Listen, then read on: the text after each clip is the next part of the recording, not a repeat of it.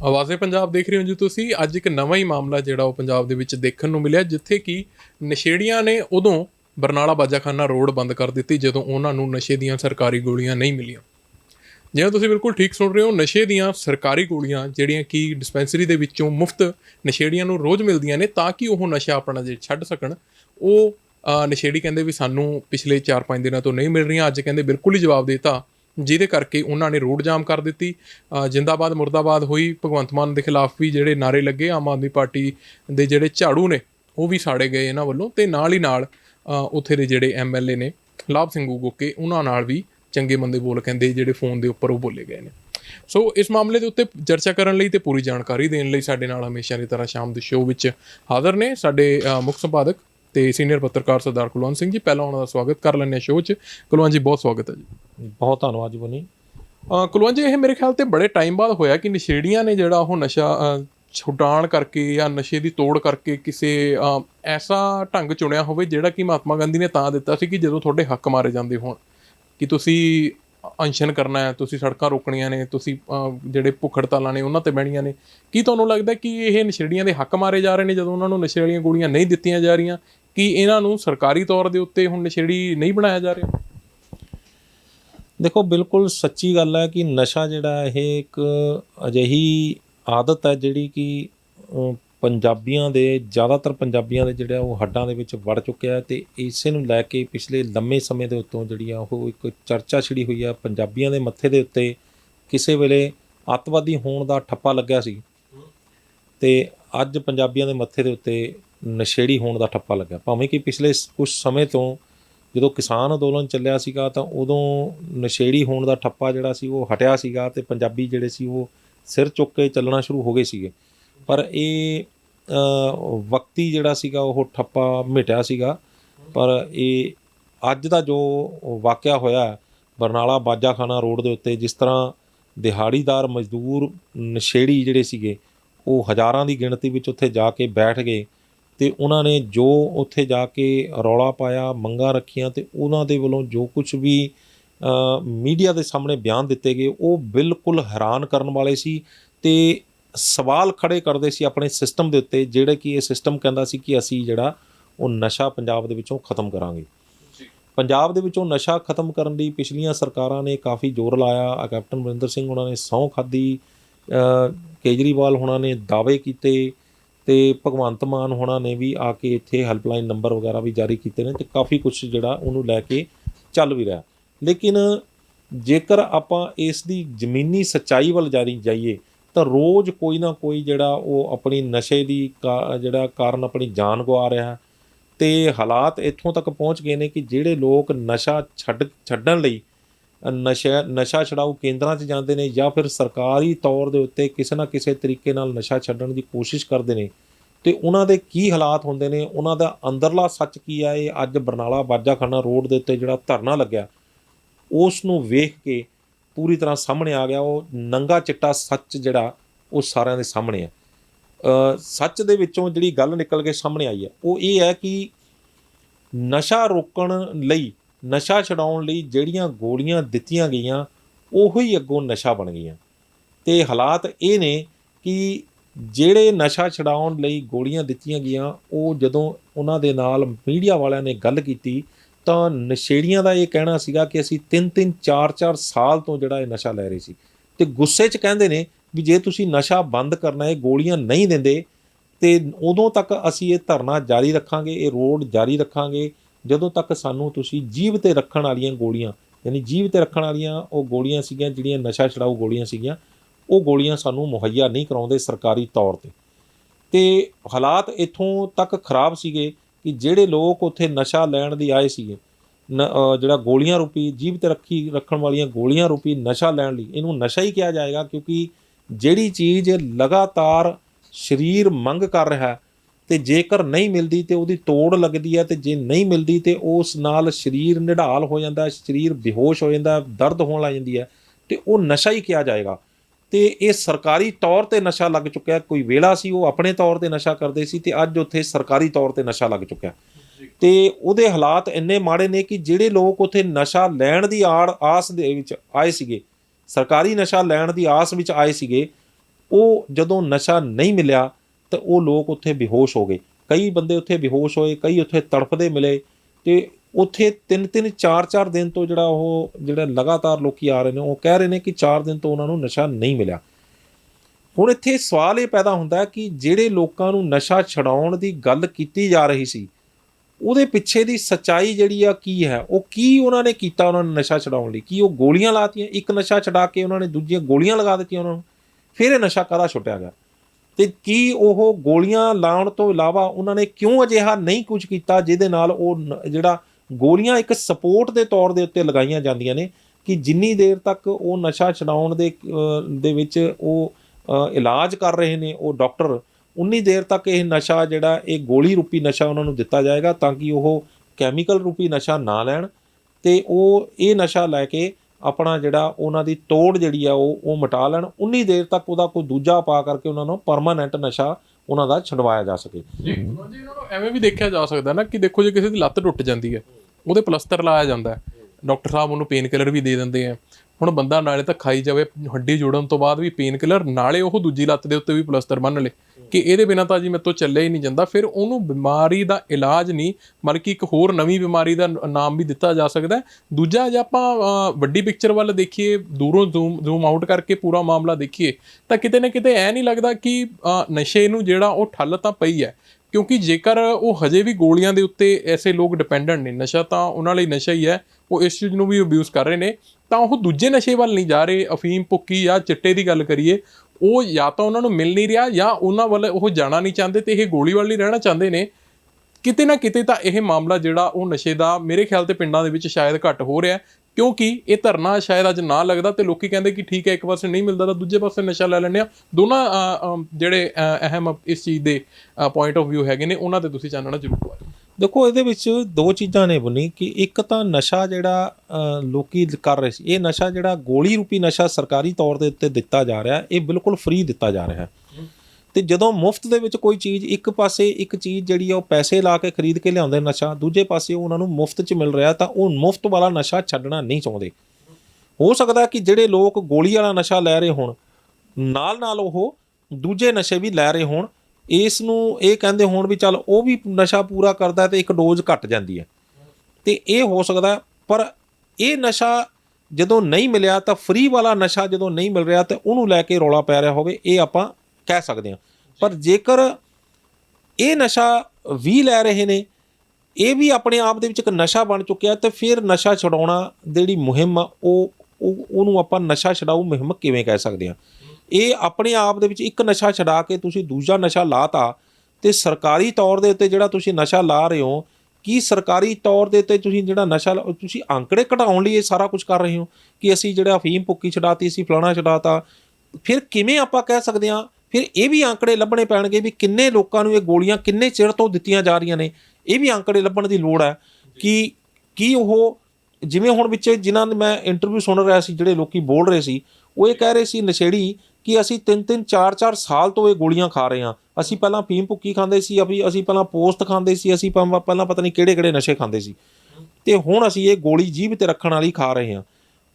ਉਹਦੇ 'ਚ ਬਦਲ ਕੀ ਗਿਆ? ਇੱਕ ਨਸ਼ਾ ਛੁੱਟਿਆ ਅਤੇ ਦੂਜਾ ਨਸ਼ਾ ਲੱਗ ਗਿਆ। ਜੇ 3-4 ਸਾਲ ਦੇ ਤੋਂ ਵੀ ਉਹ ਨਸ਼ਾ ਨਹੀਂ ਛੱਡਿਆ ਜਾ ਸਕਿਆ ਤਾਂ ਫਿਰ ਸਰਕਾਰ ਉਹ ਨਸ਼ਾ ਕਿਉਂ ਦੇ ਰਹੀ ਹੈ? ਕੀ ਕਾਰਨ ਦੇ ਰਹੀ ਹੈ? ਕੀ ਉਹ ਅੰਕੜੇ ਘਟਾਉਣਾ ਚਾਹੁੰਦੀ ਹੈ ਕਿ ਸਿਰਫ ਇਹ ਵੀ ਅਸੀਂ ਇਹਨਾਂ ਦਾ ਇਲਾਜ ਕਰ ਰਹੇ ਹਾਂ? ਅਤੇ ਜੇ 3-4 ਸਾਲ ਵਿੱਚ ਵੀ ਇਲਾਜ ਨਹੀਂ ਹੋਇਆ ਤਾਂ ਫਿਰ ਉਹ ਇਲਾਜ ਕਿਸ ਚੀਜ਼ ਦਾ? ਫਿਰ ਉਹ ਇੱਕ ਤੁਸੀਂ ਨਸ਼ਾ ਇੱਕ ਤੋਂ ਛਡਾ ਕੇ ਦੂਜਾ ਨਸ਼ਾ ਲਾਤਾ, ਪੱਲਿਓਂ ਤੁਸੀਂ ਨਸ਼ਾ ਦੇ ਰਹੇ ਹੋ, ਉਹ ਕਿਹੜੇ ਬਜਟ 'ਚ ਪੈ ਰਿਹਾ? ਇਹ ਵੀ ਆਪਣੇ ਆਪ ਦੇ ਵਿੱਚ ਵੱਡੇ ਸਵਾਲ ਨੇ। ਅਤੇ ਜੇ ਅਜੇ ਇਸ ਨੂੰ ਕਿਸ ਤਰ੍ਹਾਂ ਕਿਹਾ ਜਾ ਸਕਦਾ ਵੀ ਨਸ਼ਾ ਛਡਾਊ ਮੁਹਿੰਮ ਜਿਹੜੀ ਇਹਨਾਂ ਦੀ ਸਫਲ ਹੋ ਰਹੀ ਆ? ਇਹ ਆਪਣੇ ਆਪ ਦੇ ਵਿੱਚ ਇੱਕ ਵੱਡਾ ਫੇਲੀਅਰ ਹੈ। ਅਤੇ ਜਿਹੜੇ ਲੋਕ ਨਸ਼ੇ ਵੱਲ, ਇਸ ਦੇ ਨਸ਼ੇ ਦੇ ਵਿੱਚ ਲੱਗੇ ਨੇ, ਉਹ ਹੁਣ ਤੁਸੀਂ ਦੇਖੋ ਵੀ ਜਿੱਦਾਂ ਦੀ ਉਹ ਡਿਮਾਂਡ ਕਰ ਰਹੇ ਨੇ ਕਿ ਤੁਸੀਂ ਫੀਮ ਭੁੱਕੀ ਦਾ ਨਸ਼ਾ ਜਿਹੜਾ ਉਹ ਖੇਤੀ ਸ਼ੁਰੂ ਕਰ ਦਿਓ, ਅਤੇ ਇਹ ਨਸ਼ਾ ਜਿਹੜਾ ਫਿਰ ਬਿਲਕੁਲ ਇਹਦਾ ਬਦਲ ਜਿਹੜਾ ਉਹ ਬਿਲਕੁਲ ਇਹ ਉਹੀ ਹੈਗਾ। ਪਹਿਲਾਂ ਸਾਡੇ ਬਜ਼ੁਰਗ ਜਿਹੜੇ ਸੀ ਉਹ ਫੀਮ ਭੁੱਕੀ ਖਾਂਦੇ ਸੀਗੇ, ਉਹ ਖੇਤਾਂ 'ਚ ਕੰਮ ਕਰਦੇ ਸੀ। ਮੈਂ ਇਹ ਪੁੱਛਣਾ ਚਾਹੁੰਦਾ ਕਿ ਫੀਮ ਭੁੱਕੀ ਖਾ ਕੇ ਹੀ ਖੇਤੀ ਕੀਤੀ ਜਾ ਸਕਦੀ ਹੈ? ਕਿ ਫੀਮ ਭੁੱਕੀ ਖਾ ਕੇ ਹੀ ਜਿਹੜੇ ਕੰਮ ਕੀਤੇ ਜਾ ਸਕਦੇ ਨੇ? ਅਤੇ ਫਿਰ ਉਹ ਪੰਜਾਬੀ ਕਿੱਧਰ ਗਏ? ਜਿਹੜੇ ਪੰਜਾਬੀਆਂ ਦਾ ਸਾਨੂੰ ਪੂਰੇ ਦੇਸ਼ ਨੂੰ, ਪੂਰੀ ਦੁਨੀਆ ਨੂੰ ਮਾਣ ਸੀਗਾ, ਉਹ ਪੰਜਾਬੀ ਖੂਨ ਅੱਜ ਕਿੱਥੇ ਗਿਆ? ਕਿਉਂ ਅੱਜ ਨਸ਼ਿਆਂ ਦੇ ਉੱਤੇ ਲੱਗ ਕੇ ਸਾਨੂੰ ਕਿਉਂ ਗੋਲੀ ਦੀ ਵੀ ਲੋੜ ਪੈ ਰਹੀ ਆ ਵੀ ਇੱਕ ਨਸ਼ਾ ਛੱਡਣ ਲਈ ਸਾਨੂੰ ਦੂਜਾ ਕੋਈ ਨਸ਼ਾ ਲੈਣਾ ਪਏਗਾ। ਇੱਕ ਨਸ਼ਾ ਸਾਨੂੰ ਜ਼ਰੂਰ ਚਾਹੀਦਾ, ਇਹ ਕਿਉਂ ਹੋ ਰਿਹਾ? ਇਹਦੇ ਪਿੱਛੇ ਦੇ ਕੀ ਕਾਰਨ ਨੇ? ਕਿੱਥੇ ਫੇਲੀਅਰ ਹੈਗਾ ਇਹਨਾਂ ਸਾਰੀਆਂ ਚੀਜ਼ਾਂ ਦਾ? ਇਹ ਪੂਰੀ ਦੀ ਪੜਤਾਲ ਕਰਨ ਦੀ ਲੋੜ ਹੈ ਜੀ। ਉਹ ਪੰਜਾਬੀ ਦੇ ਰਾਈਟਰ ਰਹੇ ਆ ਬੜੇ ਪੁਰਾਣੇ, ਗੁਰਦਿਆਲ ਸਿੰਘ ਹੋਣੇ, ਆਪਾਂ ਸਾਰੇ ਉਹਨਾਂ ਦੇ ਨਾਵਲਾਂ ਪੜ੍ਹਦੇ ਵੱਡੇ ਹੋਏ ਆ। ਉਹਨਾਂ ਦੀ ਇੱਕ ਨਾਵਲ ਹੈ ਬੜੀ, ਉਹਦੇ 'ਤੇ ਮੂਵੀ ਵੀ ਬਣੀ ਸੀਗੀ ਪਿੱਛੇ ਜੇ, ਮੜੀ ਦਾ ਦੀਵਾ। ਉਹ ਮੜੀ ਦੇ ਦੀਵੇ ਨੂੰ ਉਹ 70-80 ਦੇ ਵਿੱਚ ਦਾ ਉਹਦਾ ਸੈਟਅਪ ਹੈਗਾ ਸਾਰਾ, ਅਤੇ ਉਹਦੇ ਵਿੱਚ ਦਿਖਾਇਆ ਜਾਂਦਾ ਕਿਵੇਂ ਜਿਹੜਾ ਇੱਕ ਮੇਨ ਉਹਨਾਂ ਦਾ ਪ੍ਰੋਟੈਗਨਿਸਟ ਹੁੰਦਾ, ਜਿਹੜਾ ਐਕਟਰ ਹੁੰਦਾ ਮੇਨ, ਉਹ ਕਿਵੇਂ ਇੱਕ ਚੰਗਾ ਭਲਾ ਗੱਭਰੂ ਹੁੰਦਾ ਹੈ, ਉਹ ਖੇਤਾਂ ਦੇ ਵਿੱਚ ਕੰਮ ਵੀ ਕਰਦਾ ਅਤੇ ਮੁੜ ਕੇ ਉਹ ਇੱਕ ਨਸ਼ੇ 'ਤੇ ਪੈ ਜਾਂਦਾ। ਨਸ਼ੇ ਦਾ ਨਾਮ ਹੁੰਦਾ ਅਫੀਮ। ਅਫੀਮ ਦੀਆਂ ਗੋਲੀਆਂ ਖਾਂਦਾ ਖਾਂਦਾ ਉਹਦਾ ਹਾਲਾਤ ਵੀ ਮਾੜੇ ਹੋ ਜਾਂਦੇ ਆ, ਮੁੜ ਕੇ ਉਹਦਾ ਵਿਆਹ ਵੀ ਨਹੀਂ ਹੁੰਦਾ। ਅਤੇ ਚਲੋ ਉਹ ਸਟੋਰੀ ਅਲੱਗ ਹੈ, ਉਹਨੇ ਸੁਣਾਉਣ ਦਾ ਕੋਈ ਮਤਲਬ ਨਹੀਂ ਬਣਦਾ, ਪਰ ਗੱਲ ਇਹ ਹੈ ਕਿ ਉਸ ਟਾਈਮ 70-80 ਦੇ ਵਿੱਚ ਅਫੀਮ ਨੂੰ ਕਿਵੇਂ ਦੇਖਿਆ ਜਾਂਦਾ ਸੀ। ਅਫੀਮ ਨੂੰ ਇੱਕ ਐਸਾ ਨਸ਼ਾ ਦੇਖਿਆ ਜਾਂਦਾ ਸੀ ਜੋ ਬਰਬਾਦ ਕਰ ਦਿੰਦਾ। ਅੱਜ ਦੀ ਗੱਲ ਕਰਦੇ ਹਾਂ, ਚਾਹੇ ਉਹ ਡਾਕਟਰ ਹੋਣ, ਚਾਹੇ ਉਹ ਬੁੱਧੀਜੀਵੀ ਹੋਣ, ਚਾਹੇ ਉਹ ਐਸੇ ਲੋਕ ਹੋਣ ਜਿਹੜੇ ਸਮਾਜਿਕ ਤੌਰ ਦੇ ਉੱਤੇ ਕੋਈ ਆਪਣੇ ਪੁਆਇੰਟ ਆਫ ਵਿਊ ਰੱਖਦੇ ਨੇ, ਉਹ ਕਹਿੰਦੇ ਆ ਜੀ ਅਫੀਮ ਪੋਸਟ ਚਲਾ ਦਿਓ, ਘੱਟੋ ਘੱਟ ਇਹ ਜਿਹੜੇ ਸਿੰਥੈਟਿਕ ਨਸ਼ੇ ਨੇ ਉਹ ਤਾਂ ਨਹੀਂ ਕਰਨਗੇ। ਪਰ ਐਕਸੈਪਟੈਂਸ ਕਿਵੇਂ ਆ ਰਹੀ ਹੈ ਸੋਸਾਇਟੀ ਦੇ ਵਿੱਚ? ਪਹਿਲਾਂ ਸਾਨੂੰ ਸ਼ਰਾਬ ਵੀ ਮਾੜੀ ਲੱਗਦੀ ਸੀ, ਹੁਣ ਅਸੀਂ ਸ਼ਰਾਬ ਨੂੰ ਸਮਝਦੇ ਹੀ ਕੁਛ ਨਹੀਂ। ਥੋੜ੍ਹੇ ਜਿਵੇਂ ਅਮਰੀਕਾ ਦੀ ਗੱਲ ਕਰਦੇ ਸੀਗੇ ਆਪਾਂ ਆਫ ਦਾ ਕੈਮਰਾ, ਕਿ ਉੱਥੇ ਭੰਗ ਦਾ ਨਸ਼ਾ ਜਿਹੜਾ ਉਹ ਵੀ ਹੁਣ ਸਰਕਾਰੀ ਕਰ ਦਿੱਤਾ ਗਿਆ। ਸੋ ਐਵੇਂ ਕਰਕੇ ਹਿਟਲਰ ਦੀ ਜਿਹੜੀ ਆਰਮੀ ਹੈ ਉਹ ਹੈਰੋਇਨ ਲੈਂਦੀ ਸੀਗੀ, ਉਹ ਸਪੈਸ਼ਲੀ ਹੈਰੋਇਨ ਉਹਨਾਂ ਨੂੰ ਦਿੱਤੀ ਜਾਂਦੀ ਸੀ ਤਾਂ ਕਿ ਉਹ ਕੰਮ ਵਧੀਆ ਕਰ ਸਕਣ। ਜਿਹੜੀ ਕੋਕੇਨ ਆ ਉਹ ਕਿੰਨੇ ਟਾਈਮ ਤੱਕ ਜਿਹੜੇ ਕੈਮਿਸਟ ਜਿਹੜੇ ਸਟੋਰਸ ਨੇ ਉਹਨਾਂ ਤੋਂ ਮਿਲਦੀ ਰਹੀ ਹੈ। ਅਤੇ ਇਹ ਸਾਰੇ ਨਸ਼ਿਆਂ ਦੀ ਐਕਸੈਪਟੈਂਸ ਅਤੇ ਇਹਨਾਂ ਨਸ਼ਿਆਂ ਨੂੰ ਸੁਸਾਇਟੀ ਦੇ ਵਿੱਚ ਕਿਵੇਂ ਸਰਕੂਲੇਟ ਕੀਤਾ ਜਾ ਰਿਹਾ, ਇਹਦੇ ਬਾਰੇ ਸੋਚਣ ਵਿਚਾਰਨ ਦੀ ਲੋੜ ਹੈ। ਕਿਉਂਕਿ ਜੇ ਆਪਣੇ ਤੋਂ 40-50 ਸਾਲ ਪਹਿਲਾਂ ਜੇ ਅਫੀਮ ਸਰੀਰਾਂ ਨੂੰ ਬਰਬਾਦ ਕਰ ਰਹੀ ਸੀ, ਤਾਂ ਸਰੀਰ ਜਿਹੜੇ ਉਸ ਤੋਂ ਹੁਣ ਤੱਕ ਦੇ ਨੇ ਉਹ ਢਿੱਲੇ ਹੀ ਪਏ ਨੇ, ਉਸ ਤੋਂ ਜ਼ਿਆਦਾ ਕੋਈ ਸਟਰੋਂਗ ਨਹੀਂ ਹੋਏ ਪਹਿਲਾਂ ਵਾਲੇ ਨਾਲੋਂ। ਕਿਉਂਕਿ ਪਹਿਲਾਂ ਆਪਾਂ ਗੱਲਾਂ ਇਹੋ ਜਿਹੀਆਂ ਕਰਦੇ ਸੀ ਕਿ ਦਾਰਾ ਸਿੰਘ ਵਰਗੀਆਂ ਫਿਗਰਸ ਹੁੰਦੀਆਂ ਸੀਗੀਆਂ, ਅਤੇ ਹੁਣ ਆਪਾਂ ਗੱਲਾਂ ਕਰਦੇ ਹਾਂ ਕਿ ਨਾਲੇ ਤਾਂ ਹਾਈਟ ਹੈ ਜਿਹੜੀ ਐਵਰੇਜ ਉਹ ਛੋਟੀ ਰਹਿ ਰਹੀ ਹੈ, ਨਾਲੇ ਜਿਹੜੇ ਪੰਜਾਬੀਆਂ ਦੇ ਸਰੀਰ ਨੇ ਮਾੜੇ ਹੋ ਰਹੇ ਨੇ। ਜੇ ਹੁਣ ਅਫੀਮ ਦੀ ਖੇਤੀ, ਜੇ ਆਪਾਂ ਨਸ਼ੇੜੀਆਂ ਦੀ ਗੱਲ ਮੰਨ ਹੀ ਲਈਏ ਕਿ ਜੇ ਉਹ ਕਾਨੂੰਨੀ ਵੀ ਕਰ ਦਿੱਤੀ ਜਾਂਦੀ ਹੈ, ਕੀ ਇਹਦੇ ਨਾਲ ਫਿਰ ਇਹ ਗੱਲ ਪੱਕੀ ਕੀਤੀ ਜਾ ਸਕਦੀ ਹੈ ਕਿ ਡਰੱਗ ਅਬਿਊਜ਼ ਨਹੀਂ ਹੋਏ? ਦੇਖੋ ਬੋਨੀ, ਜਿੱਦਾਂ ਤੁਸੀਂ ਗੱਲ ਕੀਤੀ ਹੈ ਕਿ ਇੱਕ ਨਸ਼ਾ ਜਿਹੜਾ ਉਹ ਕਿਸੇ ਵੇਲੇ ਮਾੜਾ ਸੀ ਅਤੇ ਅੱਜ ਉਹ ਨਸ਼ਾ ਜਿਹੜਾ ਆਪਾਂ ਨੂੰ ਚੰਗਾ ਲੱਗਣ ਲੱਗ ਪਿਆ। ਅਫੀਮ ਜਿਹੜੇ ਭੁੱਕੀ ਸੀਗੀ ਉਹ ਕਿਸੇ ਵੇਲੇ ਬਹੁਤ ਮਾੜੀ ਸੀ, ਅਤੇ ਇਸੇ ਨੂੰ ਲੈ ਕੇ ਉਸ ਨੂੰ NDPS ਜਿਹੜਾ ਐਕਟ ਦੇ ਲਈ ਬਣਾਇਆ ਗਿਆ, ਅਤੇ ਉਹਦੇ ਕਰਕੇ ਉਸ ਦੇ ਉੱਤੇ ਰੋਕ ਲਗਾਈ ਗਈ ਵੀ ਅਫੀਮ ਅਤੇ ਜਿਹੜੀ ਪੋਸਟ ਦੀ ਖੇਤੀ ਜਿਹੜੀ ਆ ਉਹ ਬੰਦ ਕੀਤੀ ਜਾਵੇ, ਇਹ ਸਰੀਰ ਲਈ ਨੁਕਸਾਨਦਾਇਕ ਹੈ। ਇਸੇ ਲਈ ਉਹਨੂੰ ਕਾਨੂੰਨ ਦੇ ਦਾਇਰੇ 'ਚ ਲਿਆਂਦਾ ਗਿਆ ਸੀ ਵੀ ਇਹ ਜਿਹੜਾ ਹੈ ਨੁਕਸਾਨਦਾਇਕ ਹੈ, ਇਹ ਖਤਰਨਾਕ ਹੈ। ਪਰ ਇਹ ਹਾਲਾਤ ਮੈਨੂੰ ਜਦੋਂ ਇੱਦਾਂ ਦੇ ਆਉਂਦੇ ਨੇ, ਅਤੇ ਜਿੱਦਾਂ ਹੁਣ ਇਹ ਗੱਲ ਕੀਤੀ ਜਾ ਰਹੀ ਹੈ ਵੀ ਅਫੀਮ ਅਤੇ ਭੰਗ ਦੀ ਜਿਹੜੀ ਖੇਤੀ ਆ ਉਹ ਦੁਬਾਰਾ ਸ਼ੁਰੂ ਕੀਤੀ ਜਾਵੇ, ਅਤੇ ਮੈਨੂੰ ਉਹ ਯਾਦ ਆਉਂਦਾ ਹੈ ਕਿ ਜਦੋਂ ਇੱਕ ਸਰਕਾਰ ਸਾਨੂੰ ਮਾੜੀ ਟੱਕਰ ਜਾਂਦੀ ਹੈ, ਇੱਕ ਪਾਰਟੀ ਸਾਨੂੰ ਮਾੜੀ ਸਰਕਾਰ ਵਾਲੀ ਟੱਕਰ ਜਾਂਦੀ ਹੈ, ਅਤੇ ਅਸੀਂ ਦੂਜੀ ਪਾਰਟੀ ਵੱਲ ਵੇਖਦੇ ਹਾਂ ਵੀ ਸ਼ਾਇਦ ਉਹ ਸਾਨੂੰ ਬਚਾ ਲਏਗੀ, ਸਾਨੂੰ ਉਸ ਪਾਰਟੀ ਦਾ ਰਾਜ ਸਾਡੇ ਲਈ ਵਧੀਆ ਹੋਵੇਗਾ। ਅਤੇ ਜਦੋਂ ਦੂਜੀ ਪਾਰਟੀ ਆ ਕੇ ਉਦੋਂ ਵੀ ਮਾੜੀ ਆ ਜਾਂਦੀ ਹੈ, ਅਤੇ ਆਪਾਂ ਇਹ ਕਹਿ ਦਿੰਦੇ ਹਾਂ ਯਾਰ ਉਦੋਂ ਤਾਂ ਪਹਿਲਾਂ ਵਾਲੀ ਚੰਗੀ ਸੀ। ਪਹਿਲਾਂ ਵਾਲੀ ਵੱਲੋਂ ਕੀਤੇ ਗਏ ਮਾੜੇ ਕੰਮ ਸਾਨੂੰ ਫਿਰ ਚੰਗੇ ਲੱਗਣ ਲੱਗ ਪੈਂਦੇ ਨੇ ਵੀ ਨਹੀਂ ਉਦੋਂ ਤਾਂ ਪਹਿਲਾਂ ਹੀ ਚੰਗੀ ਸੀ, ਕਿਉਂਕਿ ਇਹ ਤਾਂ ਉਦੋਂ ਵੀ ਮਾੜੇ ਟੱਕਰ ਪਏ। ਹਾਲਾਤ ਅੱਜ ਇਹ ਹੋਏ ਪਏ ਨੇ ਕਿ ਸਾਨੂੰ ਅੱਜ ਤਰਾਸਦੀ ਹੈ ਸਾਡੀ ਕਿ ਸਾਡੇ ਕੋਲੇ ਕੋਈ ਬਦਲ ਹੀ ਨਹੀਂ ਹੈ। ਕਿਉਂ? ਸਾਨੂੰ ਨਸ਼ੇ ਕਰਕੇ ਹੀ ਕੰਮ ਕਰਨ ਦੀ ਆਦਤ ਪੈ ਚੁੱਕੀ ਹੈ। ਕੀ ਅਜਿਹਾ ਕਾਰਨ ਹੈ ਕਿ ਸਾਡੇ ਸਰੀਰਾਂ 'ਚ ਜਾਨ ਮੁੱਕ ਗਈ ਹੈ? ਕਿਉਂ ਸਾਨੂੰ ਅੱਜ ਜਿਹੜਾ ਉਹ ਇਹ ਮੰਗ ਕਰਨੀ ਪੈ ਰਹੀ ਹੈ ਕਿ ਫੀਮ ਅਤੇ ਭੁੱਕੀ ਦੀ ਖੇਤੀ ਕਰੋ?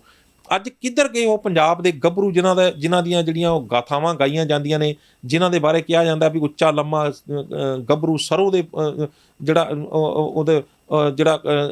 ਆਪਣਾ ਸਰੋਂ ਦੇ ਬੂਟੇ ਵਰਗਾ ਜਿਹੜਾ ਉਹ ਕਿਹਾ ਜਾਂਦਾ ਹੈ। ਕਿਉਂ ਇਹੋ ਜਿਹੇ ਉਹ ਜਿਹੜੇ ਕਿੱਧਰ ਗਏ ਉਹ ਸਾਰੇ ਗੱਭਰੂ ਜਿਨ੍ਹਾਂ ਦੀਆਂ ਉਦਾਹਰਨਾਂ ਦਿੱਤੀਆਂ ਜਾਂਦੀਆਂ ਸੀ? ਕਿਸੇ ਵੇਲੇ ਮਹਾਰਾਜਾ ਰਣਜੀਤ ਸਿੰਘ ਦੀ ਫੌਜ ਨੇ ਪਠਾਨਾਂ ਨੂੰ ਹਰਾਇਆ ਸੀ, ਅਤੇ ਜਿਹੜੇ ਪਠਾਨ ਸੀਗੇ ਉਹਨਾਂ ਦੇ ਕੱਦ ਜਿਹੜੇ ਸੀ ਉਹ 7.5 ਫੁੱਟ ਦੇ ਲੰਬੇ ਕੱਦ ਸੀਗੇ। ਨਲੂਆ ਆਏਗਾ, ਉਹ ਅੱਜ ਵੀ ਮਸ਼ਹੂਰ ਹੈ, ਹਰੀ ਸਿੰਘ ਨਲੂਏ ਤੋਂ ਕਿੰਨੀ ਦਹਿਸ਼ਤ ਪੈਦਾ ਹੋਈ ਸੀ। ਉਹਨਾਂ ਪੰਜਾਬੀਆਂ ਦੇ ਇਹ ਹਾਲਾਤ ਨੇ ਜਿਨ੍ਹਾਂ ਨੇ 7-7 ਫੁੱਟ 7.5 ਫੁੱਟ ਦੇ ਜਿਹੜੇ ਪਠਾਨਾਂ ਨੂੰ ਹਰਾਤਾ ਸੀਗਾ। ਅੱਜ ਕਿਉਂ ਅੱਜ ਹਾਲਾਤ ਇਹ ਬਣ ਚੁੱਕੇ ਨੇ ਕਿ ਅਸੀਂ ਨਸ਼ੇ ਤੋਂ ਬਿਨਾਂ ਕੁਝ ਕਰ ਹੀ ਨਹੀਂ ਪਾ ਰਹੇ? ਕੀ ਇਹਦੇ ਪਿੱਛੇ ਸਿਰਫ ਨਸ਼ਿਆਂ ਨਾਲ ਹੀ ਅਸੀਂ ਅੱਗੇ ਤੁਰ ਪਾਵਾਂਗੇ? ਕੀ ਇਹਦੇ ਪਿੱਛੇ ਸਰਕਾਰਾਂ ਦਾ ਫੇਲੀਅਰ ਹੈ? ਅਤੇ ਜੇ ਸਰਕਾਰਾਂ ਦਾ ਫੇਲੀਅਰ ਹੈ ਤਾਂ ਫਿਰ ਇਹਦਾ ਹੱਲ ਕੀ ਹੈ? ਕੀ ਲੋਕੀ ਇਹਦੇ ਲਈ ਇਹਦਾ ਕੋਈ ਵੀ ਬਦਲ ਨਹੀਂ ਸਾਨੂੰ ਨਜ਼ਰ ਹੀ ਆ ਰਿਹਾ? ਕਿਉਂ ਨਹੀਂ ਅਸੀਂ ਇਹ ਜਿਹੜੇ ਬਿਨਾਂ ਨਸ਼ੇ ਦੇ ਉੱਤੋਂ ਅਸੀਂ ਕੰਮ ਕਰ ਪਾ ਰਹੇ? ਕਿਉਂ ਸਾਨੂੰ ਇਹ ਮੰਗ ਕਰਨੀ ਪੈ ਰਹੀ ਹੈ ਵੀ ਸ਼ਰਾਬ ਤੇ ਫੀਮ ਤੇ ਭੁੱਕੀ ਦੀ ਖੇਤੀ ਜਿਹੜੀ ਹੈ ਸਾਨੂੰ ਜਿਹੜੀ ਹੈ ਵੈਲਿਡ ਰਹਿਣੀ ਚਾਹੀਦੀ ਹੈ। ਸ਼ਰਾਬ ਵੀ ਨਸ਼ਾ ਹੈਗਾ, ਪਰ ਸ਼ਰਾਬ ਦੇ ਨਾਲ ਰੈਵਨਿਊ ਆ ਰਿਹਾ ਸਰਕਾਰਾਂ ਨੂੰ, ਇਸ ਕਰਕੇ ਜਿਹੜਾ ਉਹਨੂੰ ਨਸ਼ਾ ਮੰਨਿਆ ਹੀ ਨਹੀਂ ਜਾ ਰਿਹਾ। ਪਰ ਫੀਮ ਤੇ ਭੁੱਕੀ ਜਿਹੜੀ ਹੈ ਉਹ ਉਸ ਨੂੰ ਅਵੈਧ ਕਰ ਦਿੱਤਾ ਗਿਆ, ਉਸ ਨੂੰ ਨਜਾਇਜ਼ ਕਰਾਰ ਦੇ ਦਿੱਤਾ ਗਿਆ। ਅੱਜ ਉਹ ਅਫੀਮ ਤੇ ਭੁੱਕੀ ਦੀ ਖੇਤੀ ਜਿਹੜੀ ਹੈ ਨਾ ਉਹ ਜਿਹੜੀਆਂ ਉਹਦੇ MP ਵੀ ਮੰਗ ਕਰ ਰਹੇ ਨੇ, ਡਾਕਟਰ ਵੀ ਮੰਗ ਕਰ ਰਹੇ ਨੇ, ਸਾਰੇ ਹੀ ਇਹ ਕਹਿ ਰਹੇ ਨੇ। ਤੇ ਕਿਉਂਕਿ ਗੋਲੀ ਦੇਣੀ ਪੈ ਰਹੀ ਹੈ, ਪੱਲਿਓਂ ਗੋਲੀਆਂ ਦੇਣੀਆਂ ਪੈ ਰਹੀਆਂ ਨੇ, ਇਸ ਕਰਕੇ। ਤੇ ਜੇ ਗੋਲੀਆਂ ਦਿੱਤੀਆਂ ਜਾ ਰਹੀਆਂ ਨੇ ਉਹ ਨਸ਼ਾ ਛਡਾਉਣ ਲਈ ਦਿੱਤੀਆਂ ਜਾ ਰਹੀਆਂ, ਤੇ ਉਹਦੇ ਹਾਲਾਤ ਇਹ ਬਣ ਚੁੱਕੇ ਨੇ, ਉਹੀ ਨਸ਼ਾ ਬਣ ਚੁੱਕਿਆ ਸਾਡੇ ਲਈ। ਕਿੰਨੀ ਵੱਡੀ, ਮੈਂ ਇਹਨੂੰ ਕਹਾਂਗਾ ਕਿ ਫਿੱਟ ਲਾਹਨਤ ਹੈ ਜਿਹੜੀ ਅਜਿਹੀ ਮੁਹਿੰਮ ਨੂੰ, ਜਿਹੜੀ ਕਿ ਇੱਕ ਨਸ਼ਾ ਛਡਾ ਕੇ ਦੂਜਾ ਨਸ਼ਾ ਲਗਾ ਰਹੀ ਹੈ। 4-4 ਸਾਲ ਦੇ ਵਿੱਚ ਅਸੀਂ ਗੋਲੀਆਂ ਦੇ ਕੇ ਵੀ ਉਹਨਾਂ ਨੂੰ ਜਿਹੜਾ ਉਹਦਾ ਉਹ ਨਸ਼ਾ ਨਹੀਂ ਛਡਾ ਸਕੇ, ਤੇ ਫਿਰ ਉਹ ਮੁਹਿੰਮ ਕਿੱਧਰ ਗਈ? ਕਿਹੜੇ ਉਹ ਬੰਦੇ ਸੀ ਜਿਨ੍ਹਾਂ ਨੇ ਇਹ ਜਿਹੜਾ ਮੁਹਿੰਮ ਸਟਾਰਟ ਕੀਤੀ ਸੀ? ਕਿਉਂ ਨਹੀਂ ਇਹ ਮੁਹਿੰਮ ਜਿਹੜੀ ਸਫਲ ਹੋ ਪਾਈ? ਇਸ ਮੁਹਿੰਮ ਨੂੰ ਸਫਲ ਬਣਾਉਣ ਲਈ ਕੀ ਕੀ ਕੀਤਾ ਗਿਆ, ਤੇ ਜਦੋਂ ਸਫਲ ਨਹੀਂ ਹੋ ਪਾਈ ਤੇ ਇਹਨੂੰ ਬੰਦ ਪਹਿਲਾਂ ਹੀ ਕਿਉਂ ਨਹੀਂ ਕਰ ਦਿੱਤਾ ਗਿਆ? ਇਹ ਆਪਣੇ ਆਪ 'ਚ ਵੱਡੇ ਸਵਾਲ ਨੇ। ਉਹ ਜਿੱਥੇ ਪੰਜਾਬ ਲਈ ਗੁਰਦਾਸ ਮਾਨ ਸਾਹਿਬ ਗਾਉਂਦੇ ਹੁੰਦੇ ਸੀਗੇ ਕਿ ਆਪਣਾ ਪੰਜਾਬ ਹੋਵੇ, ਤੇ ਅੱਗੇ ਸ਼ਰਾਬ ਦੀ ਗੱਲ ਵੀ ਕਰ ਦਿੰਦੇ ਸੀ। ਹਾਲਾਂਕਿ ਪਰ ਪੰਜਾਬ ਦੀ ਜਿਹੜੀ ਤਸਵੀਰ ਦਿਖਾਉਂਦੇ ਸੀ ਉਹ ਬੜੀ ਵਧੀਆ ਹੁੰਦੀ ਸੀ। ਪਹਿਲਾਂ ਜਦੋਂ ਪੰਜਾਬ ਦੀ ਗੱਲ ਹੁੰਦੀ ਸੀ ਉਦੋਂ ਗੁਰਦਾਸ ਮਾਨ ਸਾਹਿਬ ਦਾ ਇਹ ਗਾਣਾ ਯਾਦ ਆਉਂਦਾ ਸੀ, ਅੱਜ ਕੱਲ੍ਹ ਯਾਦ ਆਉਂਦਾ ਕਿ ਕੀ ਬਣੂ ਦੁਨੀਆ ਦਾ, ਸੱਚੇ ਪਾਤਸ਼ਾਹ ਵਾਹਿਗੁਰੂ ਜਾਣੇ। ਤੇ ਅੱਗੇ ਆਪਾਂ ਗੱਲ ਕਰ ਲੈਂਦੇ ਹਾਂ ਨਵਜੋਤ ਸਿੰਘ ਸਿੱਧੂ ਉਹਨਾਂ ਦੀ। ਉਹਨਾਂ ਨੇ ਦੁਬਾਰਾ ਯੂਟਰਨ ਮਾਰਿਆ।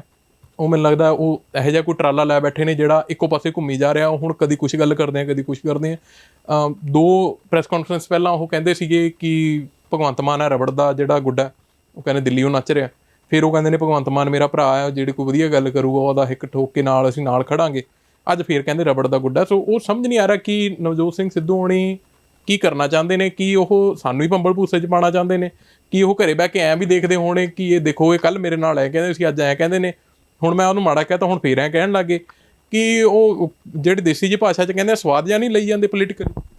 ਦੇਖੋ ਇੱਦਾਂ ਹੈ ਕਿ ਨਵਜੋਤ ਸਿੰਘ ਸਿੱਧੂ ਹੋਣੀ ਇੱਕ ਬਹੁਤ ਵਧੀਆ ਬੁਲਾਰੇ ਨੇ, ਸੈਲੀਬ੍ਰਿਟੀ ਨੇ। ਨਵਜੋਤ ਸਿੰਘ ਸਿੱਧੂ ਹੋਣੀ ਕ੍ਰਿਕਟ ਤੋਂ ਲੈ ਕੇ, ਕਮੈਂਟਰੇਟਰ ਤੋਂ ਲੈ ਕੇ, ਪੋਲੀਟੀਸ਼ੀਅਨ ਤੱਕ ਇਹਨਾਂ ਦਾ ਸਫ਼ਰ ਅਜਿਹਾ ਰਿਹਾ ਕਿ ਇਹਨਾਂ ਨੂੰ ਲੋਕ ਸੁਣਨਾ ਪਸੰਦ ਕਰਦੇ ਰਹੇ ਨੇ। ਚਾਹੇ ਉਹ ਤੁਸੀਂ ਕ੍ਰਿਕਟ ਦੀ ਗੱਲ ਕਰੋ, ਉਸ ਵੇਲੇ ਇਹਨਾਂ ਨੂੰ ਦੇਖਣਾ ਪਸੰਦ ਕਰਦੇ ਸੀ। ਚਾਹੇ ਤੁਸੀਂ ਇਹਨਾਂ ਨੂੰ ਕਮੇਡੀ ਸਰਕਸ ਦੇ ਵਿੱਚ ਲਾ ਲਓ, ਉਹਦੇ ਵਿੱਚ ਵੀ ਇਹਨਾਂ ਦੇ ਲੋਕਾਂ ਨੇ ਇਹਨਾਂ ਦੀ ਜਿਹੜੀ ਕੰਮ ਨੂੰ ਪਸੰਦ ਕੀਤਾ। ਕਮੈਂਟਰੇਟਰ ਦੇ ਤੌਰ ਤੇ ਵੀ ਪਸੰਦ ਕੀਤਾ, ਪੋਲੀਟੀਸ਼ੀਅਨ ਦੇ ਤੌਰ ਦੇ ਉੱਤੇ ਵੀ ਕੁਝ ਹੱਦ ਤੱਕ ਲੋਕਾਂ ਨੇ ਪਸੰਦ ਕੀਤਾ। ਲੇਕਿਨ ਪਿਛਲੇ ਸਮੇਂ ਦੇ ਦੌਰਾਨ ਨਵਜੋਤ ਸਿੰਘ ਦੀ ਸਿੱਧੂ ਹੋਣਾ ਦੀ ਜਿਹੜੀ ਲੋਕਪ੍ਰਿਯਤਾ ਹੈਗੀ ਹੈ, ਜਿਹੜੀ ਇਹਨਾਂ ਦਾ ਪਬਲਿਕ ਜਿਹੜੀ ਹੈ ਉਹ ਇਹਨਾਂ ਨੂੰ ਪਸੰਦ ਕਰਨੋਂ ਹਟ ਗਈ। ਕਿਉਂਕਿ ਇਹਨਾਂ ਨੇ ਜਦੋਂ ਪੰਜਾਬ ਕਾਂਗਰਸ ਦੇ ਪ੍ਰਧਾਨਗੀ ਤੋਂ ਅਸਤੀਫਾ ਦਿੱਤਾ ਸੀ, ਉਸ ਤੋਂ ਬਾਅਦ ਇਹਨਾਂ ਦੀ ਜਿਹੜੀ ਉਹ ਗ੍ਰਾਫ ਜਿਹੜਾ ਸੀਗਾ ਉਹ ਥੱਲੇ ਆਇਆ। ਪਬਲਿਕ ਨੇ ਇਹਨਾਂ ਨੂੰ ਪਸੰਦ ਕਰਨਾ ਘਟ ਗਈ, ਤੇ ਉਹਦਾ ਹੀ ਨਤੀਜਾ ਰਿਹਾ ਕਿ ਉਦੋਂ ਬਾਅਦ ਜਿੰਨਾ ਕੁਝ ਵੀ ਇਹਨਾਂ ਨੇ ਬੋਲਿਆ, ਜੋ ਕੁਝ ਵੀ ਕੀਤਾ, ਉਹ ਲੋਕਾਂ ਨੇ ਇਹਨਾਂ ਨੂੰ ਸੋਸ਼ਲ ਮੀਡੀਆ 'ਤੇ ਟਰੋਲ ਵੀ ਕੀਤਾ, ਤੇ ਇਹ ਆਪਣੀ ਇਲੈਕਸ਼ਨ ਵੀ ਹਾਰ ਗਏ, ਜਿਹੜੀ ਕਿ ਪਹਿਲਾਂ ਕਦੇ ਨਹੀਂ ਸੀ ਹਾਰੇ। ਇਹ ਪਿਛਲੇ ਸਮੇਂ ਦੇ ਦੌਰਾਨ ਜਿਹੜੇ ਕੁਝ ਇਸ ਤਰ੍ਹਾਂ ਦੇ ਇਹਨਾਂ ਨੇ ਫੈਸਲੇ ਲਏ, ਕੁਝ ਇਸ ਤਰ੍ਹਾਂ ਦੇ ਬਿਆਨ ਦਿੱਤੇ, ਆਪਣਿਆਂ ਦੇ ਖਿਲਾਫ ਹੀ ਇੰਨਾ ਕੁਝ ਬੋਲ ਪਏ ਕਿ ਅੱਜ ਜਿਹੜੇ ਲੋਕ ਇਹਨਾਂ ਨੂੰ ਪਸੰਦ ਕਰਦੇ ਸੀ ਉਹਨਾਂ ਦਾ ਸਾਥ ਛੱਡ ਚੁੱਕੇ ਨੇ। ਤੇ ਉਹਦਾ ਕਾਰਨ ਇਹਦਾ ਇਹ ਰਿਹਾ ਕਿ ਇਹਨਾਂ ਵੱਲੋਂ ਵਾਰ-ਵਾਰ ਜਿਹੜਾ ਆਪਣਾ ਸਟੈਂਡ ਬਦਲਣਾ। ਤੁਸੀਂ ਦੇਖੋ ਵੀ ਕਿਸੇ ਵੇਲੇ ਉਹ ਕਾਂਗਰਸ ਨੂੰ ਮੁੰਨੀ ਤੋਂ ਵੱਧ ਬਦਨਾਮ ਦੱਸ ਰਹੇ ਸੀ ਬੀਜੇਪੀ ਦੇ ਵਿੱਚ ਰਹਿੰਦਿਆਂ ਹੋਇਆ। ਬਾਅਦ ਵਿੱਚ ਕਾਂਗਰਸ ਦੇ ਵਿੱਚ ਆਏ, ਤੇ ਫਿਰ ਜਦੋਂ ਕਾਂਗਰਸ 'ਚ ਆਏ ਤਾਂ ਫਿਰ ਬੀਜੇਪੀ ਦੀ ਲਾਪਾ ਕਰਨੀ ਸ਼ੁਰੂ ਕਰ ਦਿੱਤੀ। ਫਿਰ ਕੈਪਟਨ ਅਮਰਿੰਦਰ ਸਿੰਘ ਉਹਨਾਂ ਦੇ ਵਿੱਚ ਹੀ ਰਹਿ ਕੇ ਕਾਂਗਰਸ ਦੇ ਕੈਪਟਨ ਅਮਰਿੰਦਰ ਸਿੰਘ ਉਹਨਾਂ ਨੂੰ ਖੂਬ ਜਿਹੜਾ ਇਹਨਾਂ ਨੇ ਧੋਇਆ। ਉਦੋਂ ਬਾਅਦ ਚਰਨਜੀਤ ਸਿੰਘ ਚੰਨੀ ਉਹਨਾਂ ਦੇ ਦੁਆਲੇ ਹੋ ਗਏ। ਫਿਰ ਜਦੋਂ ਮੁੱਖ ਮੰਤਰੀ ਦੀ ਜਿਹੜੀ ਕੈਂਡੀਡੇਟਸ਼ਿਪ ਨਹੀਂ ਮਿਲੀ ਤਾਂ ਫਿਰ ਉਹ ਜਿਹੜਾ ਉਹਨਾਂ ਨੇ ਭਾਸ਼ਣ ਦੇਣਾ ਹੀ ਬੰਦ ਕਰਤਾ। ਤੇ ਅੱਜ ਜਿਹੜੇ ਨੇ ਉਹ ਫਿਰ ਕਦੇ ਭਗਵੰਤ ਮਾਨ ਉਹਨਾਂ ਦੇ ਸੋਹਲੇ ਗਾਉਂਦੇ ਨੇ, ਤੇ ਕਦੇ ਭਗਵੰਤ ਮਾਨ ਉਹਨਾਂ ਦੇ ਜਿਹੜੇ ਖਿਲਾਫ ਬੋਲਦੇ ਨੇ। ਹੁਣ ਹਾਲਾਤ ਇਹ ਨੇ ਕਿ ਇਹਨਾਂ ਨੂੰ ਲੋਕ ਜਿਹੜੇ ਨੇ ਇਹਨਾਂ ਦੇ ਬਿਆਨਾਂ ਵੱਲ ਜਿਹੜਾ ਉਹ ਧਿਆਨ ਘੱਟ ਦੇਣ ਲੱਗ ਪਏ ਨੇ, ਕਿਉਂਕਿ ਉਹਨਾਂ ਨੂੰ ਇਹ ਲੱਗਦਾ ਹੈ ਕਿ ਨਵਜੋਤ ਸਿੰਘ ਸਿੱਧੂ ਹੋਣਾ ਜਿਹੜੇ ਨੇ ਉਹ ਆਪਣਾ ਸਿਆਸੀ ਸਟੈਂਡ ਜਿਹੜਾ ਨੇ ਉਹ ਗਵਾ ਚੁੱਕੇ ਨੇ। ਠੀਕ ਹੈ, ਬੁਲਾਰੇ ਵਧੀਆ ਨੇ, ਮੁੱਦੇ ਵੀ ਵਧੀਆ ਚੱਕਦੇ ਨੇ, ਇਹਦੇ 'ਚ ਕੋਈ ਦੋ ਰਾਏ ਨਹੀਂ ਹੈਗੀ ਕਿ ਮੁੱਦੇ ਵਧੀਆ ਨਹੀਂ ਚੱਕਦੇ। ਮੁੱਦੇ ਵੀ ਵਧੀਆ ਚੱਕਦੇ ਨੇ, ਬੁਲਾਰੇ ਵੀ ਵਧੀਆ ਹੈਗੇ ਨੇ, ਤੇ ਲੋਕ ਇਹਨਾਂ ਨੂੰ ਸੁਣਨਾ ਪਸੰਦ ਵੀ ਕਰਦੇ ਸੀਗੇ। ਪਰ ਜੋ ਪਿਛਲੇ ਸਮੇਂ ਦੇ ਦੌਰਾਨ ਇਹਨਾਂ ਦੇ ਨਾਲ ਹੋਇਆ, ਇਹਨਾਂ ਨੇ ਕੀਤਾ ਹੈਗਾ, ਉਸ ਤੋਂ ਲੋਕਾਂ ਦਾ ਮੋਹ ਭੰਗ ਹੋਇਆ ਨਾ ਕੰਨਿਓ। ਤੇ ਉਹ ਕਿਤੇ ਨਾ ਕਿਤੇ ਜਿਹੜਾ ਅੱਜ ਜੋ ਬਿਆਨ ਉਹ ਦਿੰਦੇ ਨੇ, ਉਹ ਕਿਤੇ ਨਾ ਕਿਤੇ ਨਾ ਸਿਰਫ ਵਿਰੋਧੀ ਇਸ ਚੀਜ਼ ਨੂੰ ਲੈ ਕੇ ਚਟਕਾਰੇ ਲੈਂਦੇ ਨੇ, ਬਲਕਿ ਪਬਲਿਕ ਵੀ ਇਸ ਗੱਲ ਦੇ ਚਟਕਾਰੇ ਲੈ ਰਹੀ ਹੈ। ਉਹ ਗੱਲ ਉਵੇਂ ਜੀ ਬਣ ਜਾਂਦੀ ਹੈ ਜਿਵੇਂ ਕਹਿੰਦੇ ਸੁਖਪਾਲ ਸਿੰਘ ਖਹਿਰਾ ਉਹਨਾਂ ਦੀ ਤੇ ਇਹਨਾਂ ਦੀ ਜਿਹੜੀ ਨਵਜੋਤ ਸਿੰਘ ਸਿੱਧੂ ਉਹਨਾਂ ਦੀ ਹੈ, ਇਹ ਜਦੋਂ ਪੈਰਲਰ ਆਪਾਂ ਰੱਖ ਕੇ ਦੇਖਦੇ ਹਾਂ ਦੋਵੇਂ ਚੀਜ਼ਾਂ ਨੂੰ ਤਾਂ ਇੱਕੋ ਜਿਹੀ ਜਿਹੜੀ ਹਾਲਾਤ ਹੈ ਤੇ ਪੋਲੀਟੀਕਲ ਸਫਰ ਇੱਕੋ ਜਿਹਾ ਲੱਗਦਾ। ਉਹ ਪਹਿਲਾਂ ਇੱਕ ਪਾਰਟੀ 'ਚ ਆਉਂਦੇ ਨੇ, ਫਿਰ ਦੂਜੀ 'ਚ ਆਉਂਦੇ ਨੇ, ਫਿਰ ਇੱਕ ਪਾਰਟੀ 'ਚ ਆ ਜਾਂਦੇ ਨੇ, ਤੇ ਉੱਥੇ ਫਿਰ ਗੱਲਾਂ ਹਾਲਾਂਕਿ ਦੋਨੋਂ ਬੜੀਆਂ ਵਧੀਆ ਕਰ ਰਹੇ ਨੇ, ਪੰਜਾਬ ਦੇ ਲੈਵਲ ਦੀਆਂ ਗੱਲਾਂ ਕਰ ਰਹੇ ਨੇ, ਪੰਜਾਬ ਦੇ ਹੱਕ ਦੀਆਂ ਗੱਲਾਂ ਕਰ ਰਹੇ ਨੇ, ਉਹ ਮੁੱਦੇ ਚੱਕ ਰਹੇ ਨੇ ਜਿਹੜੇ ਹੋਰ ਕੋਈ ਚੱਕ ਨਹੀਂ ਰਹੇ। ਪਰ ਜਿਹੜਾ ਇੱਕ ਆਪਸ ਦੇ ਵਿੱਚ ਹੀ ਜਿਹੜਾ ਪਹਿਲਾਂ ਇੱਕ ਗੱਲ ਕਰ ਦਿੰਦੇ ਨੇ, ਫਿਰ ਉਹਨੂੰ ਆਪਣੇ ਆਪ ਹੀ ਕੱਟ ਦਿੰਦੇ ਨੇ, ਫਿਰ ਠੀਕ ਕਰ ਲੈਂਦੇ ਨੇ, ਉਹ ਜਿਹੜਾ ਸੋਹੇਲਿਆਂ ਦੇ ਵਿੱਚ ਤੇ ਸਿੱਠਣੀਆਂ ਦੇ ਵਿੱਚ ਜਿਹੜਾ ਇੱਕ ਕੰਪੀਟੀਸ਼ਨ ਜਾਂ ਦੋਨੇ ਬੰਦੇ ਕਰ ਰਹੇ ਨੇ, ਇਹ ਸਮਝ ਦੇ ਵਿੱਚ ਨਹੀਂ ਆ ਰਿਹਾ ਕਿ ਇਹ ਹੁਣ ਇਹਨਾਂ ਦੀ ਜਿਹੜੀ ਪੋਲੀਟੀਕਲ ਪਾਰੀ ਹੈ ਕਿੱਥੇ ਕੁ ਤੱਕ ਲਿਜਾਊਗੀ। ਕਿਉਂਕਿ ਬੰਦਾ ਕੋਈ ਵੀ ਹੋਵੇ ਉਹ ਪਾਰਟੀ ਦੇ ਨਾਲ ਹੀ ਹੁੰਦਾ, ਪਰ ਜੇ ਤੁਹਾਨੂੰ ਕੋਈ ਪਾਰਟੀ ਦੇ ਖਿਲਾਫ ਜੇ ਕੋਈ ਗੱਲ ਵੀ ਕਰਨੀ ਹੈ ਤਾਂ ਉਹੀ ਗੱਲ ਆ ਵੀ ਮੀਟਿੰਗ ਦੇ ਵਿੱਚ ਤੁਸੀਂ ਬਹਿ ਕੇ ਕਰੋ। ਜੇ ਤੁਹਾਨੂੰ ਪਾਰਟੀ ਚੰਗੀ ਨਹੀਂ ਲੱਗਦੀ ਤਾਂ ਉਹਨੂੰ ਛੱਡ ਦਿਓ। ਜੇ ਤੁਸੀਂ ਛੱਡ ਵੀ ਨਹੀਂ ਰਹੇ ਤੇ ਓਪਨਲੀ ਉਹਦੇ ਖਿਲਾਫ ਗੱਲਾਂ ਵੀ ਕਰ ਰਹੇ ਹੋ, ਆਫਿਸ ਲੈਂਗੁਏਜ ਦੇ ਵਿੱਚ ਉਹਨੂੰ ਕਹਿੰਦੇ ਨੇ ਜੀ ਕਿ ਤੁਸੀਂ ਜਾਂ ਤਾਂ ਉਹਨਾਂ ਦੇ ਨਾਲ ਹੋ ਜਾਂ ਉਹਨਾਂ ਦੇ ਖਿਲਾਫ ਹੋ। ਜੇ ਉਹਨਾਂ ਦੇ ਨਾਲ ਰਹਿ ਕੇ ਇਹੋ ਜਿਹੀਆਂ ਗੱਲਾਂ ਕਰ ਰਹੇ ਹੋ ਕਿ ਬੜੀ ਮਾੜੀ ਹੈ, ਫਿਰ ਪਾਰਟੀ ਕੋਈ ਇਕੱਲੀ ਦਾ ਤਾਂ ਨਾ ਹੁੰਦਾ ਨਹੀਂ, ਪਾਰਟੀ ਵੀ ਬੰਦਿਆਂ ਨੇ ਬਣਾਉਣੀ ਹੁੰਦੀ ਹੈ। ਤੇ ਜੇ ਤੁਸੀਂ ਉਹਨਾਂ ਦੇ ਮਾੜਿਆਂ ਦੇ ਵਿੱਚ ਰਹਿ ਕੇ ਰਹੋਗੇ, ਜੇ ਮਾੜਿਆਂ ਦੇ ਵਿੱਚ ਰਹਿ ਕੇ ਉਹਨਾਂ ਨੂੰ ਮਾੜਾ ਕਹੋਗੇ ਤਾਂ ਤੁਸੀਂ ਆਪ ਵੀ ਮਾੜੇ ਹੀ ਬਚੋ।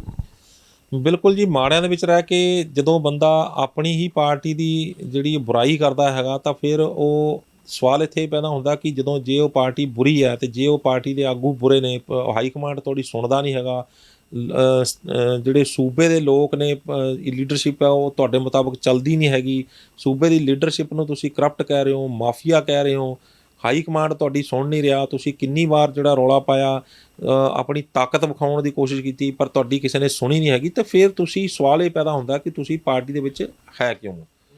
ਤੇ ਜੇ ਪਾਰਟੀ ਦੇ ਵਿੱਚ ਵੀ ਹੈਗੇ ਹੋ, ਤੁਸੀਂ ਪਾਰਟੀ ਦੀ ਦੇ ਆਗੂਆਂ ਦੀ ਤੇ ਹੋਰਾਂ ਸਾਰਿਆਂ ਦੀ ਲੱਤ ਵੀ ਖਿੱਚ ਰਹੇ ਹੋ, ਤਾਂ ਫਿਰ ਪਬਲਿਕ ਜਿਹੜੀ ਆ ਉਹ ਇਸ ਨੂੰ ਚੰਗਾ ਨਹੀਂ ਸਮਝਦੀ। ਉਹ ਇਹ ਪੁੱਛਦੇ ਨੇ ਵੀ ਜੇਕਰ ਤੁਸੀਂ ਕਿਸੇ ਦੇ ਵਿਰੁੱਧ ਹੋ ਤਾਂ ਫਿਰ ਵੀ ਤੁਸੀਂ ਉਹਦੇ ਨਾਲ ਹੋ, ਤਾਂ ਫਿਰ ਤੁਹਾਡਾ ਸਟੈਂਡ ਕੀ ਹੈ। ਜੇ ਮੰਨ ਲਓ ਕਿ ਤੁਹਾਨੂੰ ਕਿਸੇ ਗੱਲ ਦੀ ਚੰਗੀ ਨਹੀਂ ਲੱਗ ਰਹੀ, ਪਾਰਟੀ ਦੇ ਵਿੱਚੋਂ ਕੋਈ ਚੀਜ਼ਾਂ ਚੰਗੀਆਂ ਨਹੀਂ ਲੱਗ ਰਹੀਆਂ, ਤੁਸੀਂ ਕਾਫੀ ਰੌਲਾ ਪਾ ਕੇ ਦੇਖ ਲਿਆ, ਤੁਸੀਂ ਦੇਖੋ ਵੀ ਪਿਛਲੇ ਲੰਮੇ ਸਮੇਂ ਤੋਂ ਨਵਜੋਤ ਸਿੰਘ ਸਿੱਧੂ ਹੋਣੀ ਜਿਹੜੀ ਜਦੋਂ ਤੋਂ ਕੈਪਟਨ ਅਮਰਿੰਦਰ ਸਿੰਘ ਸਰਕਾਰ ਬਣੀ ਹੈ, ਮੈਨੂੰ ਲੱਗਦਾ ਸਾਲ ਕੁ ਬਾਅਦ ਇਹਨਾਂ ਨੇ ਰੌਲਾ ਪਾਉਣਾ ਸ਼ੁਰੂ ਕਰ ਦਿੱਤਾ ਸੀ। ਜਦੋਂ ਇਹਨਾਂ ਨੇ ਕੇਬਲ ਮਾਫੀਆ ਦੇ ਖਿਲਾਫ ਕਰਿਆ ਸੀ, ਕੇਬਲ ਵਾਲਿਆਂ ਦਾ ਕੁਝ ਪ੍ਰੈਸ ਕਾਨਫਰੰਸ ਵੀ ਕੀਤੀ, ਬਿੱਲ ਵੀ ਲਿਆਂਦਾ, ਉਸ ਤੋਂ ਬਾਅਦ ਜਿਹੜਾ ਉਹ ਆਪਣਾ ਬੇਦਬੀ ਮੁੱਦੇ ਦੇ ਉੱਤੇ ਵੀ ਇਹਨਾਂ ਨੇ ਪ੍ਰੈਸ ਕਾਨਫਰੰਸ ਕੀਤੀ, ਵੀਡੀਓ ਵੀ ਜਾਰੀਆਂ ਕੀਤੀਆਂ, ਬਹੁਤ ਕੁਝ ਕੀਤਾ। ਕਰਤਾਰਪੁਰ ਸਾਹਿਬ ਲਾਂਘੇ ਤੋਂ ਬਾਅਦ ਇਹਨਾਂ ਨੂੰ ਜਿਹੜਾ ਮੰਤਰੀਸ਼ਿਪ ਤੋਂ ਵੀ ਹਟਾਇਆ ਗਿਆ, ਉਹ ਕਿੰਨਾ ਕੁਛ ਹੋਇਆ, ਇਹਨਾਂ ਨੇ ਕਿੰਨਾ ਕੁਛ ਜਿਹੜਾ ਉਹ ਬੋਲਿਆ ਹੈ ਆਪਣੀ ਹੀ ਪਾਰਟੀ ਦੇ ਵਿੱਚ, ਤੇ ਪਰ ਹੈ ਫਿਰ ਵੀ ਉਸੇ ਪਾਰਟੀ ਦੇ ਵਿੱਚ ਨੇ। ਤੇ ਕਿਉਂ ਨਹੀਂ ਫਿਰ, ਜੇਕਰ ਸਾਰੇ ਹੀ ਮਾੜੇ ਨੇ, ਇੱਕ ਮਾੜਾ ਹੋ ਗਿਆ, ਦੋ ਮਾੜੇ ਹੋ ਗਏ, ਹਾਈ ਕਮਾਂਡ ਵੀ ਮਾੜਾ ਹੋ ਗਿਆ, ਲੋਕਲ ਲੀਡਰਸ਼ਿਪ ਵੀ ਮਾੜੀ ਹੋ ਗਈ, ਇੱਥੋਂ ਤੱਕ ਕਿ ਤੁਹਾਡੇ ਆਪਣੇ ਵੀ ਜਿਹੜੇ ਹਲਕੇ ਦੇ ਬੰਦੇ ਸੀਗੇ ਉਹ ਵੀ ਤੁਹਾਡੇ ਨਾਲ ਕਾਫੀ ਬੰਦੇ ਜਿਹੜੇ ਉਹ ਸਾਥ ਛੱਡ ਕੇ, ਤੇ ਫਿਰ ਤੁਸੀਂ ਸਵਾਲ ਇਹ ਪੈਦਾ ਹੁੰਦਾ ਕਿ ਤੁਸੀਂ ਫਿਰ ਕਾਂਗਰਸ ਪਾਰਟੀ ਦੇ ਵਿੱਚ ਜੇਕਰ ਸਾਰੇ ਹੀ ਮਾੜੇ ਨੇ ਤੇ ਫਿਰ ਹੁਣ ਤੱਕ ਤੁਸੀਂ ਕਾਂਗਰਸ ਪਾਰਟੀ ਦਾ ਸਾਥ ਕਿਉਂ ਨਹੀਂ ਛੱਡ ਦਿੱਤਾ। ਤੇ ਹੁਣ ਇੱਕ ਪਾਸੇ ਦੇਖਿਆ ਜਾਵੇ ਤਾਂ ਰਾਜਾ ਵੜਿੰਗ ਹੋਣੀ ਜਿਹੜੇ ਨੇ ਉਹ ਪ੍ਰਧਾਨ ਰਾਜਾ ਵੜਿੰਗ ਹੋਣੀ ਨੇ, ਤੇ ਨਵਜੋਤ ਸਿੰਘ ਸਿੱਧੂ ਹੋਣੀ ਜਿਹੜੇ ਨੇ ਉਹ ਕਦੇ ਰਾਜਪਾਲ ਨੂੰ ਮਿਲਣ ਚਲੇ ਜਾਂਦੇ ਨੇ ਤੇ ਕਦੇ ਰਾਜਪੁਰਾ ਥਰਮਲ ਪਲਾਂਟ ਦੇ ਬਾਹਰ ਅੱਜ ਧਰਨਾ ਲਾ ਕੇ ਬੈਠ ਜਾਂਦੇ ਨੇ। ਰਾਜਾ ਵੜਿੰਗ ਹੋਣੀ ਜਿਹੜੀ ਨੇ ਉਹ ਉਹਨਾਂ ਦੇ ਨਾਲ ਇੱਕ ਪੈਰਲਲ ਪ੍ਰਧਾਨ ਚੱਲ ਰਿਹਾ ਹੈ। ਦੋ ਪ੍ਰਧਾਨ ਤਾਂ ਉਹਨਾਂ ਨੇ ਲਾ ਦਿੱਤੇ ਨੇ, ਕਾਰਜਕਾਰੀ ਪ੍ਰਧਾਨ ਆਸ਼ੂ ਬੁਣਾ ਨੂੰ ਲਾਇਆ ਤੇ ਇਹਨਾਂ ਨੂੰ ਲਾਇਆ ਪ੍ਰਧਾਨ ਰਾਜਾ ਵੜਿੰਗ ਨੂੰ। ਇਹ ਹੁਣ ਪਤਾ ਨਹੀਂ ਕਿਹੜੇ ਖਾਤੇ 'ਚ ਪ੍ਰਧਾਨਗੀ ਲਈ ਤੁਰੇ ਫਿਰਦੇ ਨੇ ਤੇ ਇਹਨਾਂ ਨੂੰ ਜਿਹੜਾ ਉੱਥੇ ਉਹ ਕਰ ਰਿਹਾ। ਤੇ ਇਹ ਮੇਰੇ ਮੁਤਾਬਕ ਤਾਂ ਆਪਣੇ ਆਪ ਦੇ ਵਿੱਚ ਇੱਕ ਵੱਡਾ ਭੰਬਲ ਭੂਸਾ ਪੈ ਰਿਹਾ। ਕਾਂਗਰਸ ਜਿਹੜੀ ਆ ਇਸ ਵੇਲੇ ਜਿੱਥੇ ਸੁਨੀਲ ਜਾਖੜ ਹੋਣਾ ਦੇ ਉੱਤੇ ਜਿਹੜੀ ਕਾਰਵਾਈ ਕਰਨ ਲਈ ਜਿਹੜੀ ਉਹ ਚੱਲ ਰਹੀ ਆ, ਦੂਜੇ ਪਾਸੇ ਨਵਜੋਤ ਸਿੰਘ ਸਿੱਧੂ ਹੋਣਾ ਦੇ ਇਹਨਾਂ ਕਾਰਵਾਈਆਂ ਨੂੰ ਲੈ ਕੇ ਬੜੇ ਵੱਡੇ ਭੰਬਲ ਭੂਸੇ 'ਚ ਹੈ ਵੀ ਕਰੀਏ ਤੇ ਕਰੀਏ ਕੀ। ਸੱਪ ਦੇ ਮੂੰਹ 'ਚ ਕੋੜ ਕਿਰਲੀ ਆਈ ਵੀ ਹੈ, ਇਸ ਵੇਲੇ ਸਮਝ ਨਹੀਂ ਆ ਰਿਹਾ ਵੀ ਕਰਨਗੇ ਕੀ। ਲੇਕਿਨ ਨਵਜੋਤ ਸਿੰਘ ਸਿੱਧੂ ਹੋਣਾ ਦੇ ਉੱਤੇ ਵੱਡੇ ਸਵਾਲ ਨੇ ਕਿ ਜੇਕਰ ਪਾਰਟੀ ਦੇ ਵਿੱਚ ਹਰ ਬੰਦਾ ਹੀ ਖਰਾਬ ਹੈ ਤੇ ਫਿਰ ਤੁਹਾਨੂੰ ਪਾਰਟੀ ਛੱਡ ਦੇਣੀ ਚਾਹੀਦੀ ਹੈ। ਜੀ, ਉਧਰੋਂ ਗੱਲ ਕਰੀਏ ਅਸਾਮ ਦੇ ਵਿੱਚ ਐਮਸੀ ਦੀਆਂ ਚੋਣਾਂ ਹੋਈਆਂ ਸੀਗੀਆਂ, ਉੱਥੋਂ ਵੀ ਜਿਹੜੀ ਕਾਂਗਰਸ ਹੈ ਉਹ ਬਾਹਰ ਨਿਕਲ ਚੁੱਕੀ ਹੈ। ਹੁਣ ਉੱਥੇ ਜਿਹੜਾ ਦੂਜਾ ਵੱਡਾ ਧੜਾ ਉਹ ਆਮ ਆਦਮੀ ਪਾਰਟੀ ਬਣ ਗਈ ਹੈ। ਅਸ਼ੋਕ ਗਹਿਲੋਤ ਦੀ ਗੱਲ ਕਰ ਲੈਂਦੇ ਹਾਂ, ਰਾਜਸਥਾਨ ਦੇ ਵਿੱਚ ਹੁਣ ਇਕੱਲੀ ਜਗ੍ਹਾ ਸਰਕਾਰ ਰਹਿ ਗਈ ਆ, ਉੱਥੇ ਵੀ ਉਹਨਾਂ ਨੇ ਉਹ ਕੱਲ੍ਹ ਉਹਨਾਂ ਦਾ ਬਿਆਨ ਆਇਆ, ਕਹਿੰਦਾ ਮੈਂ ਤਾਂ ਕਿੰਨੇ ਟਾਈਮ ਦਾ ਪਰਮਾਨੈਂਟ ਅਸਤੀਫਾ ਲਿਖ ਕੇ ਜਿਹੜਾ ਤੇ ਉਹ ਸੋਨੀਆ ਗਾਂਧੀ ਉਹਨਾਂ ਨੂੰ ਦੇ ਰੱਖਿਆ। ਸੋ ਐਂ ਲੱਗਦਾ ਕਿ ਇਹ ਪਹਿਲਾਂ 2014 ਤੋਂ 2013-14 ਦੇ ਵਿੱਚ ਮੋਦੀ ਉਹਨਾਂ ਦਾ ਮਿਸ਼ਨ ਸੀਗਾ ਕਿ ਕਾਂਗਰਸ ਮੁਕਤ ਭਾਰਤ ਕਰਨਾ, ਤੇ ਹੁਣ ਮੈਨੂੰ ਲੱਗਦਾ ਕਾਂਗਰਸ ਵਾਲਿਆਂ ਦਾ ਜਿਹੜਾ ਉਹ ਮੁੱਦਾ ਹੋ ਚੁੱਕਿਆ ਹੈ ਕਿ ਕਾਂਗਰਸ ਮੁਕਤ ਜਿਹੜਾ ਭਾਰਤ ਇਹਨਾਂ ਨੇ ਕਰ ਦੇਣਾ। ਤੁਸੀਂ ਪੂਰੀ ਸਾਡੀ ਗੱਲਬਾਤ ਦੇ ਉੱਤੇ ਆਪਣੇ ਪੱਖ ਰੱਖਿਆ ਜੀ, ਬਹੁਤ ਧੰਨਵਾਦ ਤੁਹਾਡਾ। ਸ਼ੁਕਰੀਆ ਜੀ। ਸੋ ਦੋਸਤੋ ਇਹ ਸੀ ਸਾਡਾ ਅੱਜ ਦਾ ਸ਼ੋਅ ਜੀ। ਕਿਵੇਂ ਲੱਗਿਆ ਤੁਹਾਨੂੰ, ਕਿਵੇਂ ਸਾਡੀ ਗੱਲਬਾਤ ਲੱਗੀ ਹੈ, ਤੁਸੀਂ ਕਮੈਂਟ ਸੈਕਸ਼ਨ ਦੇ ਵਿੱਚ ਜ਼ਰੂਰ ਦੱਸ ਸਕਦੇ ਹੋ। ਤੇ ਜੇ ਵਧੀਆ ਲੱਗਿਆ ਤਾਂ ਲਾਈਕ ਕਰ ਦਿਓ, ਅੱਗੇ ਸ਼ੇਅਰ ਕਰ ਦਿਓ ਜੀ, ਤੇ ਸਬਸਕ੍ਰਾਈਬ ਕਰ ਲਿਓ ਸਾਡਾ ਚੈਨਲ ਆਵਾਜ਼-ਏ-ਪੰਜਾਬ। ਮੈਂ ਜੀ ਬੋਨੀ ਬਿੰਦਰਾ, ਕੱਲ ਫੇਰ ਮਿਲਦੇ ਹਾਂ ਤੁਹਾਨੂੰ ਇਸੇ ਜਿਹੇ ਟਾਈਮ। ਬਹੁਤ ਧੰਨਵਾਦ।